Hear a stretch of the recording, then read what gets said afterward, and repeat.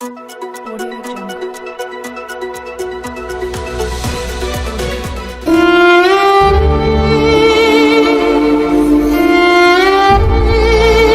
एक बेटी ने मां को पिता के दोस्त के साथ आपत्तिजनक हालत में देखा और पिता को बता दिया।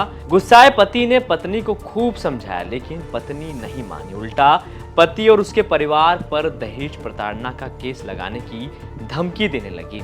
मना करने पर भी प्रेमी से मिलती रही। इस बीच अचानक एक दिन पति समेत 4 लोगों की संदिग्ध परिस्थिति में लाश मिलती है। जी हां, अपनी निजी इच्छाओं के चक्कर में एक शादीशुदा महिला ने पति समेत उसके परिवार को इस दुनिया से अलविदा होने के लिए मजबूर कर दिया। सागर के टिहरी गांव में एक ही परिवार के 4 सदस्यों की संदिग्ध मौत के मामले में पुलिस ने चौंकाने वाला खुलासा किया है। मौत के पीछे सिर्फ पत्नी की बेवफाई नहीं, बल्कि पति के बचपन के दोस्त द्वारा किया गया विश्वासघात भी सामने आया।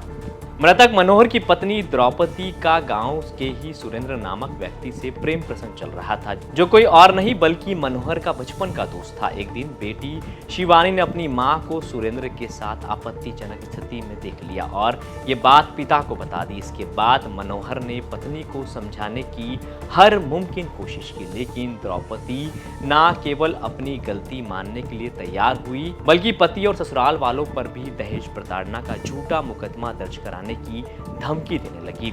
परिवार मानसिक यातना और सामाजिक शर्मिंदगी से टूटता चला गया। कई बार मना करने पर भी द्रौपदी प्रेमी से मिलती रही और फिर की रात मनोहर समेत पूरे परिवार की लाश संदिग्ध हालत में मिली।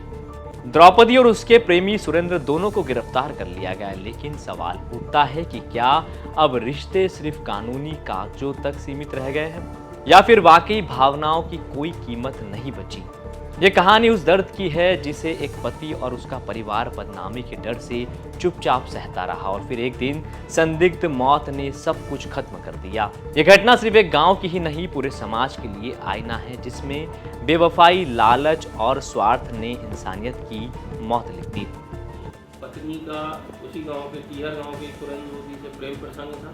इस संबंध में मृतक के बड़े भाई नंदराम के द्वारा, मृतक मनोहर के बड़े भाई नंदराम के द्वारा हमें कुछ ऑडियो रिकॉर्डिंग मोबाइल के पेश किए गए, जिससे ये प्रमाणित हुआ कि द्रौपदी का सुरेंद्र के साथ प्रेम प्रसंग है। इसी बात को लेकर आज से घटना के करीब 1 महीने पहले शिवानी, जो मनोहर की बेटी है, उसने भी अपनी मां द्रौपदी और सुरेंद्र मोदी को नीचे भैंस वाला, जहाँ कमरा में भैंस बनती है, वहाँ पर इनको आपत्तिजनक स्थिति में देखा था।